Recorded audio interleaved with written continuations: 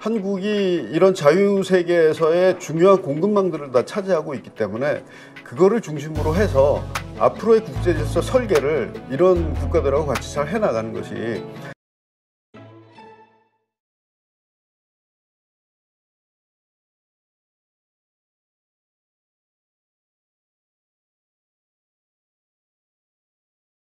네, 오늘 모신 분은 2030 대한민국 강대국 시나리오 책의 저자시죠. 이근 교수님이십니다. 안녕하세요. 네, 안녕하세요. 네. 자, 일단 제목이 참 이렇게 듣기만 해도 가슴이 벅찬데요. 일단 강대국의 정의 한번 좀 내려주시겠어요? 강대국 하면 일단 중국, 미국이 떠오르긴 하는데요. 지금 중국, 미국은 강대국 중에서도 뭐 초강대국이고요. 옛날 말로 표현하면 이제 슈퍼파워. 근데 강대국의 정의가 시대에 따라 좀 변화해 왔습니다. 네. 이제 시대를 전근대와 근대로 나눈다면 전근대 주로 이제 농업과 영토, 인구 이런 것들이 중요했을 때 강대국은 땅이 넓고 인구가 많고 그리고 군사력이 강한 이런 국가들을 강대국이라고 했는데 근대로 넘어오게 되면 결국은 경제력, 뭐 산업, 기술 이런 면에서 세계 시장에서 상당히 중요한 위치를 차지하고 있고 그다음에 더 중요한 것은 이제 국제 질서를 설계해 나갈 수 있는 국가들 이런 국가들을 강대국이라고 정의할 수 있겠습니다. 네, 그렇군요. 자, 그렇다면 말씀하신 대로 대한민국이 그 강대국으로 가기 위해서 필요한 조건 뭐가 있을까요? 강대국으로 가기 위한 대부분의 하드웨어적인 조건들은 상당히 많이 이미 갖추고 있는 걸로 보입니다. 지금 강대국 모임이라고 할 수 있는 G7을 보게 되면 네. 인구 면에서 1억이 넘는 국가는 2개의 국가밖에 없습니다. 일본하고 미국 정도 되고요. 나머지 국가들은 뭐 사이즈나 경제력 면으로 봤을 때 한국이랑 거의 비슷한 국가들이고요. 또 그 중에서 뭐 잘 아시겠지만 영국, 이태리 이런 나라들은 점점 이제 국력이 하강하고 있지 않습니까? 네. 근데 군사력을 포함해서 뭐 기술력, 지금 공급망에서 중요한 부분을 차지하고 있는 한국의 제조업 역량 이런 것들을 보면 한국이 하드웨어 면에서는 상당히 강대국의 위치에 와 있는데 저희가 지금 못하고 있는 것 중에 하나가 강대국 클럽에 들어가서 네. 강대국들과 함께 이렇게 계속 같이 있는 모습들을 보여주지 못하니까 국제적으로 국제사회에서 강대국으로 인정을 받는 그런 부분이 좀 약하고요. 아, 하긴 우리는 그냥 가끔 초대받아서 가는 거죠. 예. 근데 가끔 초대받는 게 요즘에는 거의 정기적으로 초대를 받지 않습니까? 그거는 국제사회에서 한국을 강대국의 지위로 점점 인정을 하기 시작했다는 얘기인데 네. 이제 이런 기회를 잘 잡아서 이번에도 뭐 G7에 대통령께서 가시느냐, 뭐 나토 정상회의에 대통령께서 가시느냐 마느냐 이런 얘기들이 있었는데 그런 회의를 초청을 받지 않고도 정식 멤버로 계속 갈 수 있는 위치에 만드는 것이 중요하고 그러니까 강대국들끼리 같이 좀 놀아야 저희도 그렇죠. 강대국으로 인정을 받는 끼리끼리 것이죠. 논다. 그렇죠. 네. 네. 우리도 강대국이 돼서 그래서 같이 놀다 보면 저희도 강대국적으로 사고를 하게 되고 강대국 같이 행동을 할 수 있게 되니까 그런 부분이 좀 미진하다고 생각이 됩니다. 네, 그렇군요. 자, 그 하드 파워, 소프트 파워 어떤 게 더 중요하냐 여러 가지 논란이 좀 있습니다만 어떻습니까? 21세기형 강대국이 되기 위해서는 어떤 부분들이 좀 더 필요할까요? 강대국에서 하드 파워를 이제 얘기할 때 군사력들을 많이 생각하지 않습니까? 네. 근데 군사력이 강대국의 핵심 요소였던 거는 아까 말씀드린 대로 전근대 시대에는 좀 그랬습니다. 왜냐하면 군사력을 가지고 땅을 넓히고 땅을 넓히다 보면 토지가 늘어나고 또 노동력도 늘어나고 노예로 이제 이 정복한 지역의 사람들을 데려오니까 그러다 보면 이제 생산량이 늘어나서 네. 군대도 더 강력한 군대가 되고 이런 시대였는데 산업혁명 이후에는 역시 강대국의 가장 중요한 요소는 산업 네. 그리고 경제력 이런 것들이거든요. 군사력도 결국은 옛날에는 군사력이 강하면 그게 경제력으로 전환이 됐습니다. 토지를 늘릴 수가 있으니까. 그렇죠. 근데 지금은 아무리 군사력이 강해도 시장에서의 경쟁력이 없으면 경제력이 생기지가 않거든요. 그렇죠. 그러니까 경제력이 있으면 군사력도 강해지는 그런 부분이 있는데 그래서 하드 파워 면에서는 군사력보다는 경제력 이런 것이 중요하고요. 그다음에 소프트 파워 면에서는 역시 우리가 세계에 열려 있는 자유 경제 시장 네. 이런 부분에서 무역 활동을 잘할 수 있도록 세계 시장을 열어놓을 수 있는 그런 설계력이 중요하고요. 그다음에 한국이 굉장히 대단한 나라다라는 인식을 갖도록 하는 게 또 상당히 중요합니다. 네. 근데 실제로 한국이 굉장히 대단한 나라거든요. 그렇죠. 산업에서도 정말 다양한 산업에서 세계 1, 2위를 다투고 있고, 그렇습니다. 네, 문화 면에서도 그렇고요. 문화도 그렇고요. 그리고 제가 태어나던 시기에는 우리 1인당 GDP가 100달러가 안 되던 네. 시대에 제가 태어났지만 지금은 뭐 거의 4만 불 가까이 되고 있고 그 짧은 시기에 산업화, 민주화, 그다음에 뭐 문화적인 부분에서도 뭐 K-팝을 비롯해서 세계를 지금 문화 용토가 엄청나게 크지 않습니까? 그러니까 이런 것은 한국의 이미지로 봤을 때는 엄청나게 대단한 이미지이기 때문에 이런 이미지를 강대국으로 활용할 수 있는 그런 소프트 파워도 상당히 중요하다고 생각이 됩니다. 네, 그렇군요. 자, 지금 말씀하신 이런 요소 외에도 정신적인 소프트웨어가 중요하다. 책에서 이런 점을 좀 언급하셨는데 네. 이건 어떤 걸 의미하는 겁니까? 그러니까 저희가 외교와 관련해서 아니면 국가 전반을 경영하는 스테이트 크래프트라는 면에서 봤을 때 지도자들의 마인드셋이 아직도 좀 개도국 시대에 머물러 있는 경우가 많이 있어요. 예를 들면 이번에도 뭐 G7에 가느냐 마느냐 이런 걸 가지고 고민할 정도면 사실은 아직 개도국에 머물고 있다. 왜냐하면 G7 같은데 당연히 가서 우리가 강대국들과 함께 세계 질서를 설계해야 되겠다는 그런 마인드가 좀 있어야 되거든요. 그러기 위해서는 이제 우리 외교하시는 분들도 그렇고 지도자들도 그렇고 이 시야를 글로벌한 시각을 갖고 한국의 경제 영토가 동북아시아만 있는 게 아니지 않습니까? 그렇죠. 전 세계가 한국의 경제 영토이기 때문에 이 경제 영토를 다른 강대국들과 어떻게 관리할 것인가 이런 마인드를 좀 갖고 그 경제 영토 관리를 위해서 전략적 사고도 하고 그다음 우리 젊은이들을 그런 글로벌한 장에 자꾸 보내서 트레이닝도 시키고 그런 사람들과 교류도 하고 경쟁도 하고 해서 글로벌한 경쟁력을 갖는 그런 이제 소위 말하는 이 지적인 강대국의 지적인 능력을 좀 개발해야 될 필요가 있다고 생각을 합니다. 그렇군요.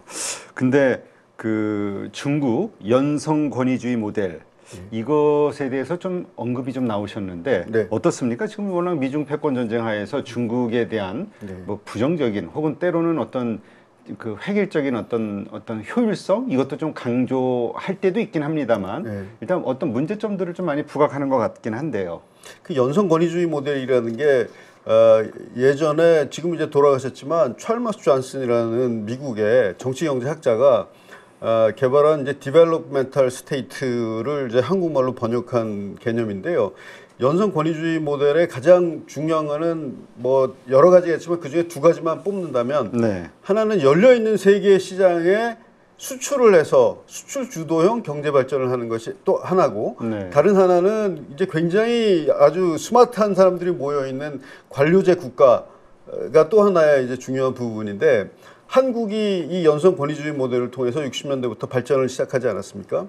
그 전에 이제 일본이 먼저 그런 모델을 가지고 발전을 했고 한국 이후에도 뭐 무슨 소위 말하는 동아시아의 네 마리의 용이다 이런 국가들이 그렇게 발전을 했는데 똑같은 경로를 가지고 중국이 발전을 했습니다. 그런데 중국의 문제는 뭐냐면 관료주의 국가가 있고 그다음에 이 관료주의 국가가 세계 시장을 활용하는 수출 주도의 경제 성장을 한 것까지는 좋은데 그 다음부터는 어떤 문제가 생기냐 하면 중국이라는 국가 자체가 시장의 질서가 확립이 돼서 시장 질서를 갖고 있는 나라가 아니라 아직도 생산 수단을 국가가 소유하고 있는 사회주의적인 이제 공산당이 있는 국가이지 않습니까?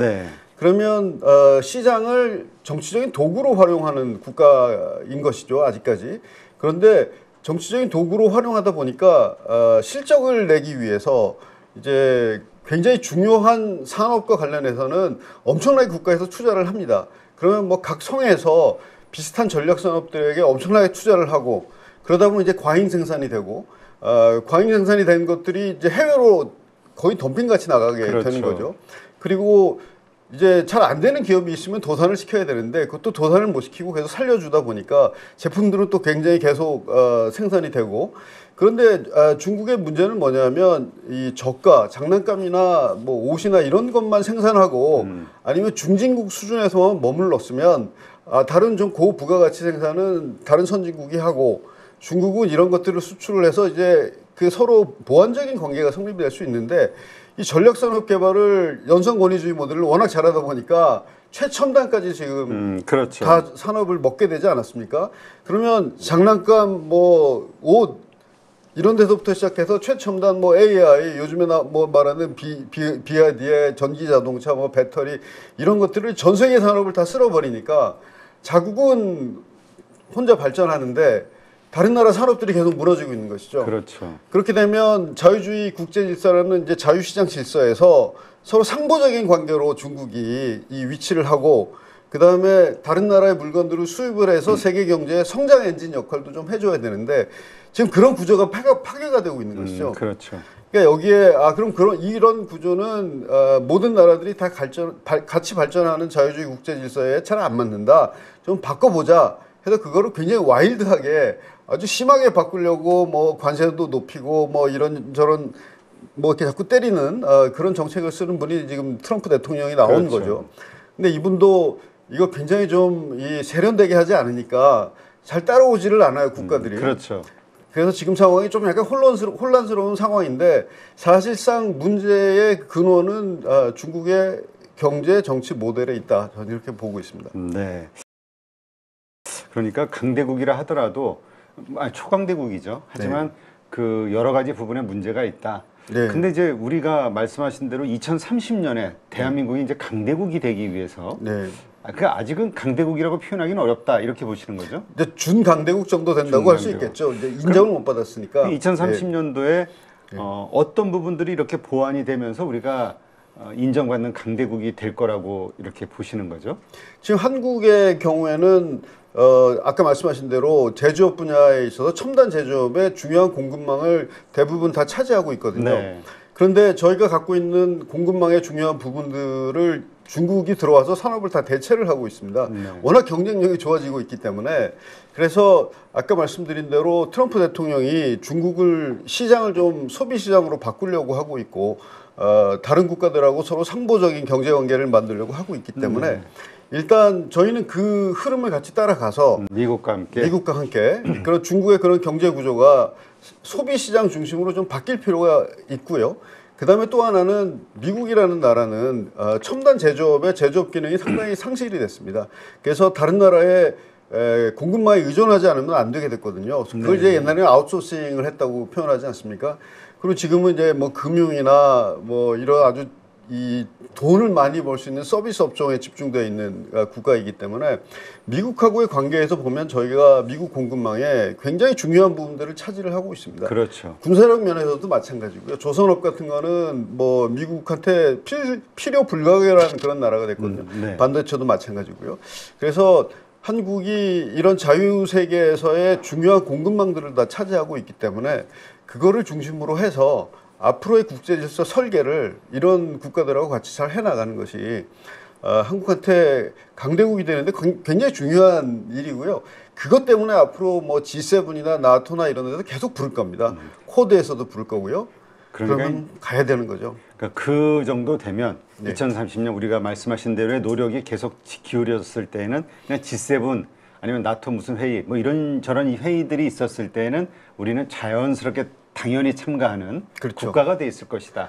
그렇게 2030년까지는 만들어야 된다는 게 제 주장이고요. 왜 2030년이냐 하면 2030년까지 우리가 그런 지위를 확보하지 못하고 아까 말씀드린 대로 자유주의 국제 질서가 중국을 중심으로 해서 이상하게 바뀌어지고 있는 것을 교정을 못하면 2030년 이후에는 굉장히 힘든 그런 국제 질서가 기다리고 있을 것 같다는 생각이 좀 듭니다. 네, 힘들다라는 것은 어떤 의미에서 힘들다는 거죠? 2030년 이후에 힘들다는 것은 잘못하면 중국 중심의 경제권, 그다음에 네. 미국 중심의 자유진영의 경제권으로 시장이 두 개가 갈라질 것 같아요.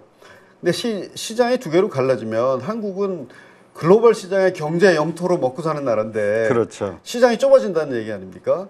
그렇게 되면 일단 시장이 작아져서 문제고 또 하나는 미국 시장 쪽으로 갈 거냐 중국 시장 쪽으로 갈 거냐 국내에서 또 정치적으로 굉장히 많은 혼란이 있을 수가 있고요.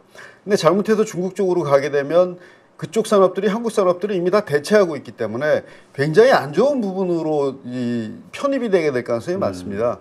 그러니까 그런 일들이 자연스럽게 그런 쪽으로 방향이 되기 이전에 한국이 2030년에 강대국의 지위를 좀 확보를 하고 국제 질서가 이전의 질서로 다시 정착할 수 있도록 좀 한국이 노력을 해야 되는데 만약에 그렇게 시장이 두 개로 갈라진다 하더라도 네. 중국의 세계관이라는 것은 지금 이렇습니다. 그러니까 다극 질서라는 것을 원하고 있거든요. 중국이.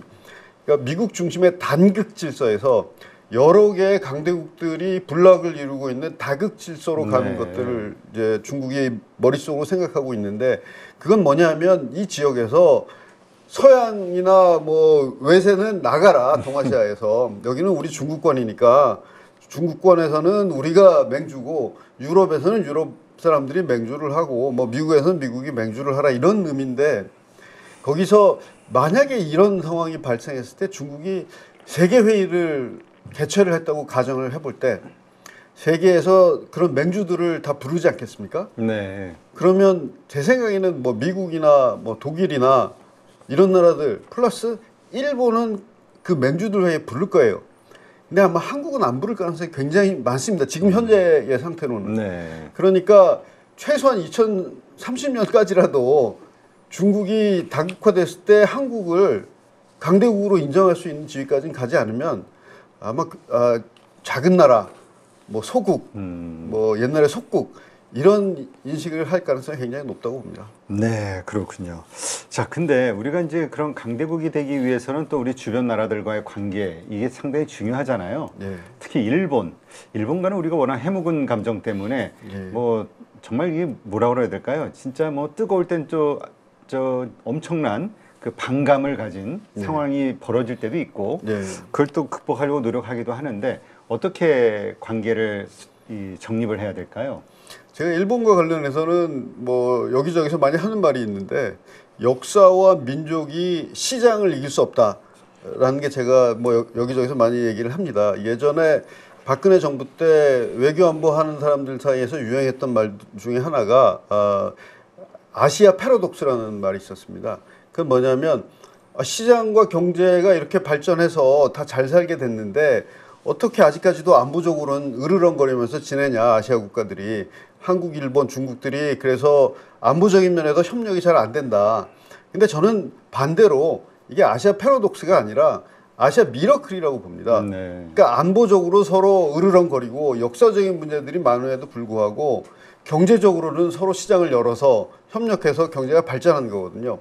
그러니까 다시 말하자면 아무리 서로 역사적인 감정도 있고 뭐 민족주의적인 감정이 있다 하더라도 시장 때문에 결국은 갈라졌다가 다시 붙게 돼 있습니다. 저희가 문재인 정부 때 뭐 죽창가도 나오고 하면서 많이 싸웠잖아요. 그럼에도 불구하고 또 다시 시장으로 붙는 것이 사람들이 경제적인 것으로 먹고 사는 시대가 됐기 때문에 시장에서 한일 관계는 그래서 역사적인 문제, 뭐 민족적인 문제도 매우 중요한 문제지만 이런 것들은 가급적이면 좀 조용하게 전문가들이 해결을 하고 그래도 지금 사람을 가장 행복하게 만드는 것은 경제적인 것들이거든요. 그렇죠. 예, 잘 먹고 잘 사는 것이 가장 중요하기 때문에 그것들이 좀 더 앞순위로 나오고 역사와 민족이 시장을 덮어버리는 일, 그러니까 역사와 민족주의적인 감정이 시장을 덮어버리는 일은 가급적이면 좀 피했으면 좋겠다. 그리고 그렇게 될 거라고 봅니다. 네. 자, 그 다음 또 가장 우리의 그 아킬레스라고 할 수 있는 게 북한 아닙니까? 특히 북한의 핵 문제. 네. 이와 관련해서 우리도 이제 핵 무장을 해야 되는 거 아니냐. 네. 그래야 진정한 강대국이 되는 거 아니냐. 네. 이런 시각도 있거든요. 네. 어떻게 보십니까? 핵을 저희가 만들 수 있을 거라고 생각하십니까? 그 능력이? 이란을 보니까 네. 만만치 않겠다는 생각이 드네요. 그 전 단계까지라도 우리도 그 우라늄 농축이라든가 이런 정도라도 단계를 우리가 좀 가져와 보자. 이게 상당히 설득력이 있었는데 요번에 이란 교육하는 거 보니까 이게 주변국들이 쉽게 허락 안 할 것 같다는. 네. 근데 기술적인 능력 면에서는 우리는 충분히 만들 수 있다고 생각되지 않습니까? 그런 것 같아요. 예. 그 능력은 충분히 된다. 그러니까 저는 그게 중요하다고 생각합니다. 그러니까 저희가 핵을 당장 만들어서 자체적으로 핵무장하는 거는 현재의 조건 하에서는 불가능합니다. 특히 아까도 말씀드린 대로 세계의 경제 영토를 가지고 먹고 사는 국가이기 때문에 핵무장을 뭐 독자적으로 하게 되면 바로 경제 제재가 들어오거든요. 그렇죠. 그럼 뭐 공급망이 다 막히고 그러면 한국 경제가 무너지게 돼 있기 때문에 핵을 만들 수 있음에도 불구하고 핵을 자체적으로 지금 막 밀고 나가서 독자적 핵무장하는 것은 굉장히 어리석은 일이죠. 그렇지만 중요한 것은 북한이 핵을 갖고 있기 때문에 그다음에 중국도 핵을 갖고 있고 러시아도 핵을 갖고 있지 않습니까? 네, 우리의 이웃 그렇죠. 국가들이. 그래서 이런 핵 국가들에 대해서 우리도 억지력을 어느 정도 갖기 위해서는 미국이 제공하는 핵우산 확장 억제에 의존하는 것도 중요하지만 우리 자체가 지금 핵은 못 만들지만 필요시에는 만들 수 있는 능력을 갖고 있고 또 최악의 경우에는 굉장히 빠르게 만들 수도 있다라는 소위 말하는 핵카드, 핵 능력 카드는 끝까지 들고 있어야 된다라는 게 저의 주장입니다. 그래서 네. 우리는 핵을 못 만드는 게 아니라 안 만드는 거다. 그렇죠. 그리고 우리 스스로 우리는 절대 핵을 안 만들 거다라고 전 세계에 공언할 필요는 없다. 저는 그렇게 생각을 합니다. 그게 뭐 국제법상으로도 그 북한이 핵을 가지고 있고 그것이 우리에게 심각한 생존의 위협이 될 경우에는 우리도 핵을 가진다 하더라도 그 아무 법률 위반이 아니라고 네, 그런 이야기를 하시더라고요. 뭐 지금 NPT에 들어있는 네, 상황에서 NPT 에서. 뭐 논란의 여지는 있을 수 있겠습니다만은 핵의 위협을 받고 있을 때 우리가 핵을 가질 수 있는 정당성을 확보할 수는 있죠. 더군다나 지금 러시아 우크라이나 전쟁을 보게 되면 러시아가 핵을 갖고 있으니까 먼저 우크라이나를 점령을 해버리면 그 다음에 러시아에 대한 반격을 하는 게 본토 반격을 잘 못합니다. 그렇죠. 왜냐하면 이게 에스컬레이션이 일어나면 마지막 단계는 러시아의 핵이 나오니까 그래서 핵을 갖고 있는 국가들은 선제 공격을 해서 일정 정도의 땅을 점령을 하게 되면 유리합니다. 그러니까 그런 것들을 다 고려해 봤을 때 지금 핵이 없는 우리나라가 핵을 갖고 있는 북한이나 혹은 최악의 경우에는 중국을 상대할 경우에 상당히 불리한 위치에 있을 수 있다고 봅니다. 그래서 그런 최악의 경우들까지 다 우리가 상황을 생각을 해서 핵 카드는 갖고 있어야 된다 이렇게 말씀드리겠습니다. 네. 지금 남북 관계 사실상 우리의 손을 떠났다 이렇게 네. 보는 시각이 강한 것 같아요. 이 얘기는 결국 트럼프 미국에게 달려 있다 이렇게 보는 건가요? 미국에 달려 있다기보다는요.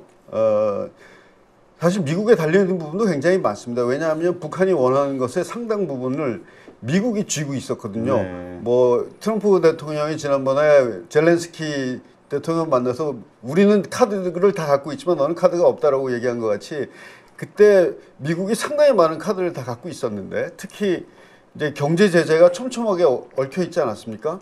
그다음에 미국하고 수교를 하는 것도 굉장히 중요한 거고 종전선언을 하는 것도 북한의 입장에서는 상당히 안전판을 제공하는 거라서 중요했는데 지금은 그런 경제 제재, 그다음에 북한의 안보, 북한의 에너지 공급, 경제 재생 이런 것과 관련해서는 중국, 러시아라는 카드가 새로 생겨났거든요. 네. 그리고 이번에 러시아의 또 우크라이나의 이제 군사적인 협력을 통해서 상당히 많은 카드를 획득을 했고 그다음에 뭐 소위 말하는 저항의 축에 이란도 있고 이런 나라들로부터 에너지 공급이 되니까 러시아로부터의 에너지 공급도 되고 그래서 경제적인 부분들은 옛날같이 경제 제재를 풀어야 된다는 미국과 협력을 해서 네. 그리고 한국을 통해서 미국과 협력을 해서 경제 제재를 풀어야 된다라는 그런 절박성은 많이 떨어졌습니다. 네. 그리고 민족끼리라는 소위 남한과 북한이 만나서 뭘 해결하기에는 지금은 국제정체 상황이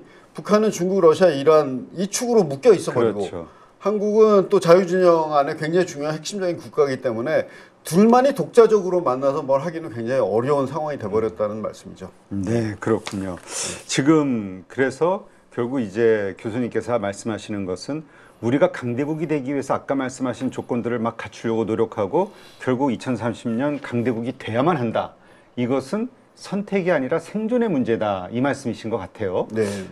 그 정도로 절박하다고 보시는 이유 다시 한 번만 좀 설명해 주시죠. 절박하다고 보는 이유는 결국은 저는 중국 문제라고 봅니다. 네. 예. 중국이 워낙 빠르게 발전하고 있고 그 다음에 공급망, 산업 이런 부분에 있어서 중요한 부분들을 거의 다 이제 재패해 나가고 있기 때문에 한국은 중국이 중국 경제권, 소위 말하는 천하 경제권을 만들어 버리면 그리고 그 밑으로 들어가서 하위 경제로 들어가게 되면 이 중국 경제권에서 살아나기가 굉장히 어렵다. 특히 플랫폼, 인터넷 플랫폼이 AI를 비롯해서 모든 것을 일단 플랫폼에서 이제 경제하는 시대가 되지 않았습니까? 그러면 플랫폼이라는 것도 중국은 자체적으로 뭐 알리바바, 텐센트, 뭐 바이두 같은 자체 플랫폼을 다 갖고 있기 때문에 거기에 한국이 딱 들어가서 접속하는 순간 그냥 중국 경제에 접속을 하게 돼버리고 종속되게 되는 이제 상황이 발생을 하게 되거든요.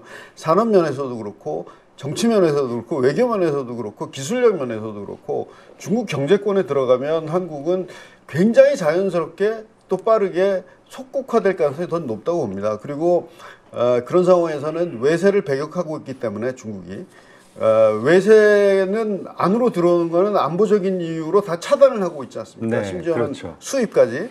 그러니까 주한미군도 나가라 그럴 거고 한미동맹도 없앨 거고 한국은 강력한 한국을 자기 밑에 두는 게 싫으니까 점점 정치 외교적으로 약화시킬 가능성이 많다고 보입니다. 그래서 이런 상황이 벌어지지 않기 위해서라도 한국은 강대국의 지위를 획득을 해서 다른 자유진영의 강대국들과 함께 국제 질서가 이렇게 변하지 않도록 설계도 잘하고 협력도 하고 같이 교정의 작업을 할 필요가 있는 거죠. 그렇다고 중국을 적대국으로 보자는 게 아니고 네. 관계를 다 끊는 게 아니라 이쪽에 한 발을 내디디면서 중국을 같이 교류하고 중국을 인게이지하는 그런 위치로 가야 된다라는 그런 생각입니다.